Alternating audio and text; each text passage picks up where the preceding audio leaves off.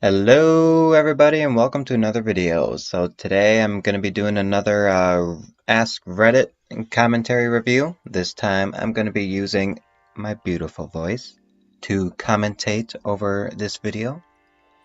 Be sure to hit that like and subscribe button and let's just jump right into it. Airplane pilots of Reddit, what was your biggest we're all effed up moment that you survived and your passengers didn't notice? Mine is from many years ago when I was a student pilot. I was 14 I think at the time. I had about 15-ish hours done and getting close to soloing for the first time, but still had a few hours and more landings to practice. I was doing some basics and getting ready to come back with my instructor to practice some touch and goes for a bit. Coming back though, we had to pass through DTW's Bravo airspace. Means need permission to go through it. A few minutes before I was about to call for permission, my instructor got really quiet. I look over at him and he looked really bad. I thought he was going to puke, so looking for a bag. But then I notice he isn't breathing. I figure out where I am at and call up DTW's approach, declare a medical emergency, and that my instructor was not breathing. I also told him I am a student and have never landed a plane on my own before, and never in a large airport. Detroit approach was amazing at helping me.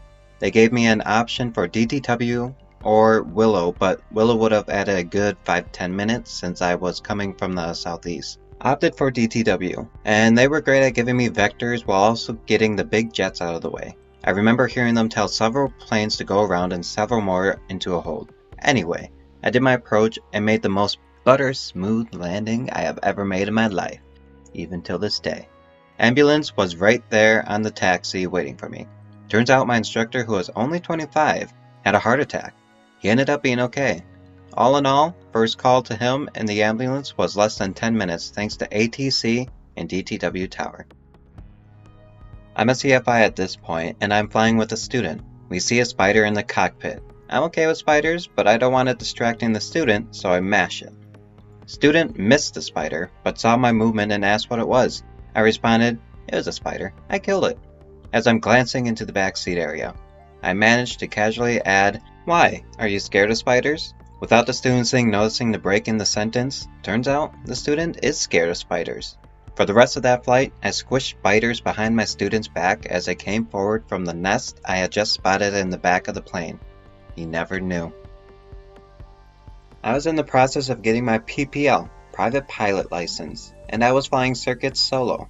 Before I took off, the CFO of the flight school asked me if I was sure it was a good idea to fly. It's pretty windy.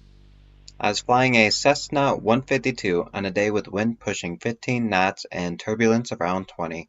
I honestly don't know what I or anyone at the flight school was thinking letting me, 16 years old, take off. Anyways, a few bumpy circuits go by with no problem. I actually got some great practice landing in turbulence. So the last circuit of the day, I'm on final with full flaps doing the absolute minimum speed for approach in a 152. Not taking into consideration that the air is super turbulent. For those who don't know, when it's bumpy, you should be going a little faster on approach than usual. Anyways, I'm quite close to the ground, maybe 300 or 400 feet. I can hear the wind blowing over the sound of the engine. Suddenly, no wind. I had just lost 15 to 20 knots of almost direct headwind on final approach with absolutely no airspeed to spare. I remember my shirt sleeves looked like they were inflating and the plane's stall warning started screaming at me. The controls became totally useless, like a limp computer joystick.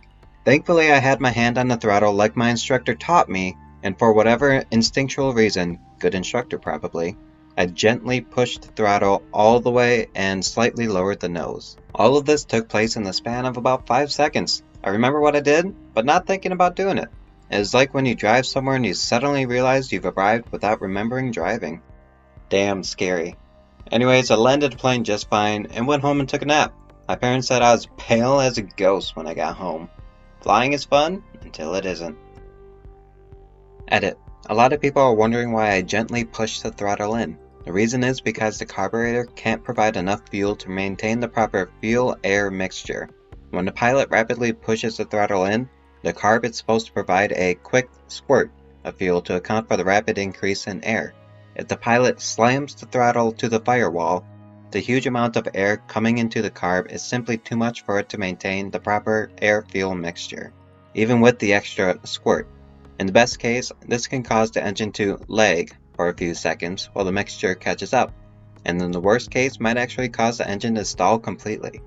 So imagine an inexperienced pilot who panics and really jams the throttle all the way. That may have a disastrous effect because not only are they at a low altitude with little airspeed, but they just choke their engine and simply can't get more power.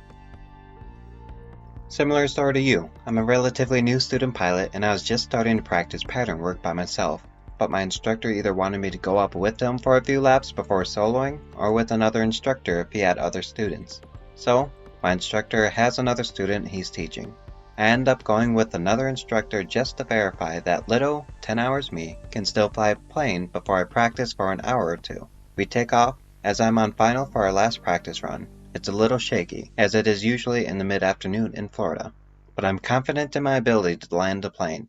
Well, to my surprise, when I'm about maybe 100 feet above the runway, the plane just drops in an instant like someone took their hand and just pushed down. Luckily, my instructor must have trained me well because, like you, I had my hand on the throttle and just gently pushed the power to full, leveled the nose, and made a smooth go-around.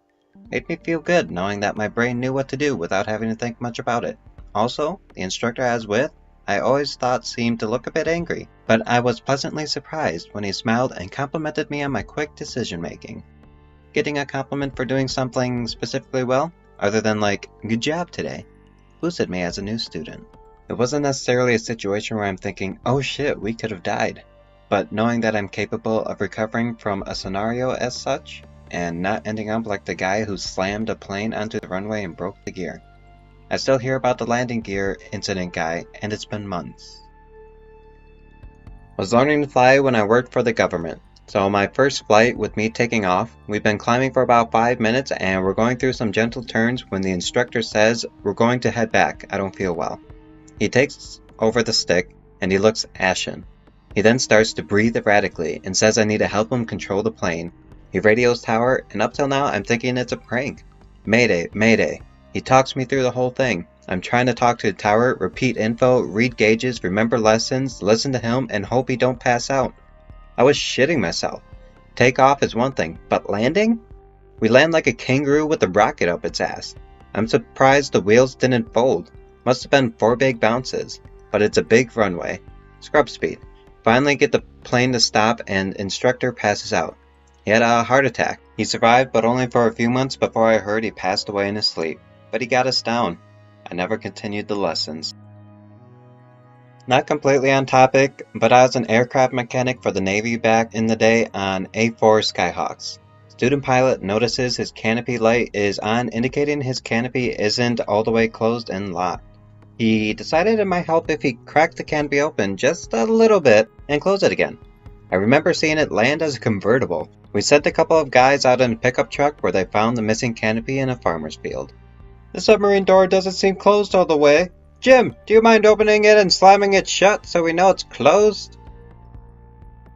This entire story occurred in less than 10 seconds and should have ended with headlines on CNN. Military pilot and not commercial, but still could have ended in a disaster.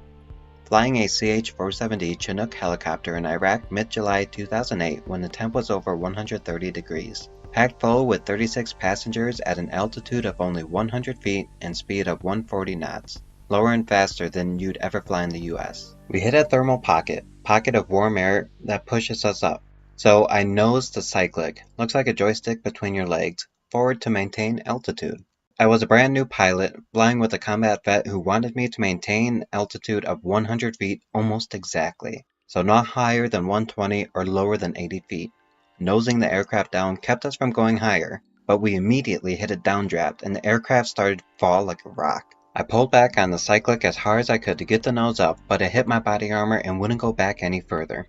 I watched the altimeter drop all the way to 19 feet, and miraculously we started falling and began to climb at the last possible second. During the debrief, the other pilot, now one of my closest friends, who had well over 1,000 combat hours, told me he's never been so close to dying before. I wasn't shook up until I heard that. Even typing this today gives me chills. Now, one of the replies to this post was kind of funny, so it goes like this. Son of a bee. In 2008, my CHU was directly under your approach path. You crazy S would come in every couple of hours about 80 feet off the ground. I swear I could see the crew chief's boogers. I ended up having to get a little room fan and point it away from me right next to my bed just so I wouldn't wake up every time one of you psychos buzzed me. Not a pilot, but a passenger. Was on a 16-seater turboprop when suddenly there's a loud bang. All the lights go out and we drop. We're all looking around like, what's going on? Is this how we die? After a few minutes, the lights come back on and the pilot comes on the PA, says, "Sorry about that, folks, but we were just struck by lightning. No need to worry. Everything seems to be working, except for the radar. It's fried." I may have worried a little. I'm a commercial helicopter pilot. Probably the closest moment to where effed I ever had was a few years ago. To set it up, I was ferrying a helicopter by myself to another location about 200 miles away. The helicopter I was flying was set up for IFR, instrument flying, and I'm a fairly experienced IFR captain. The helicopter I was in does not like ice. That means that flying in the clouds when it's below freezing is basically impossible. This was in the high Arctic, in the early spring, so basically always cold. Weather wasn't great, but I still wanted to give the trip a shot. If it was bad, I would just turn around and come home. About 50 miles out, the cloud ceiling was coming down, and visibility was dropping. I was over a small frozen lake, and I could see at the other end of the lake the clouds that were right to the ground. At this point, I'm about 300 feet above ground. I make the call to turn around, and start a left-hand turn, but as I'm halfway through the turn I enter a cloud. Under normal circumstances, a VFR helicopter unintentionally entering a cloud is often a death sentence, but I'm a trained IFR pilot in an IFR helicopter. I start a climb, as I know there is rising terrain on the other side of the lake. I don't mind flying in cloud. What I do mind is the fact that my helicopter starts icing up instantly. I'm not talking about a bit of ice, I'm talking about a massive amount of ice, in a helicopter that doesn't like any ice. There is no way I can make it the 50 miles back to the airport to shoot an IFR approach. And I know the clouds are too thick to climb above them. I also can't descend because the ceiling is so low that I risk impacting the terrain if I don't pop out of the clouds soon enough. I'm running through the options in my head, but my heart rate is going up. This isn't something that normally happens. I'm not the type of pilot that gets into situations that scare me. I am rapidly running out of time, so I head to a larger flat area, as indicated on my GPS and maps. Set my radio altimeter, a device that tells you exactly how far above the ground you are, to beep at me when I reach 250 feet, and start descending. I figured if I don't break out by 300 feet, I'm in some serious trouble. As I'm approaching 300 feet, I break out of cloud, good visibility, and a clear path all the way back to the airport. I do a normal approach and landing and shut down at our hangar. The blades are covered in ice. After I change my underwear, we pull the helicopter into the hangar to let the ice thaw. The next day, the weather is beautiful, and the trip goes off without a hitch. After flying for 10 years and thousands of hours, it was the only time I was actually scared. I'm glad I didn't have any passengers on board at the time. This was about 7 years ago now. I took my brother and 2 cousins up for a short sightseeing flight one morning in a Cessna 172. I knew there was some weather coming in, so I wanted to get it over with quickly. About 20 minutes in, I noticed the clouds getting worse and then some lightning off in the distance. Definitely time to head back. Heading back, I radioed my intentions. Uncontrolled airport, but with an FBO. And someone radioed back with the current winds. It didn't compute what they said, and in retrospect, I should have asked for clarification. Get back to the airport, and as I'm on final, I realize just how bad the wind is. Having a hard time keeping on centerline and eventually go around on the first try. By now I'm starting to sweat bullets and planning on rerouting if the next attempt doesn't go well. I make sure to turn the intercom off so my cousins in the back can't hear how panicked I'm becoming. Though I did keep my cool through the whole thing. On second attempt, I've got the rudder pegged to the leg and managed to get the wheels on the ground safely. I taxi to park, shut down, jump out, and start shaking with adrenaline and let out a huge sigh of relief. Cousins had no idea what just happened. It was just an exciting flight to them. My brother kind of knew what was going on, and I let him in on what I was thinking later. Apparently I had an audience of guys from the FBO watching me as well, probably yelling at me to go somewhere else. I'm honestly surprised sometimes I managed that landing with no incidents, especially since that was basically my first crosswind landing. Man, some English would be pretty cool right about now. Wind fast, plane shaky. Oh, I see. Shaking no good, make tilt. Big tilt bad. Not a pilot, but a flight attendant. We landed, everything went smoothly. As we're departing, the pilot steps out of flight deck and goes, "Wow, I'm glad we made it. We lost 2 hydraulics on the way down." Hey everybody, I just want to thank you guys for tuning in and watching the video. It was a bit of a longer one than the previous ones, but still pretty good in my opinion. Let me know what you think of these Reddit videos, and be sure to hit that like and subscribe button for more content. Thank you, and have a good one.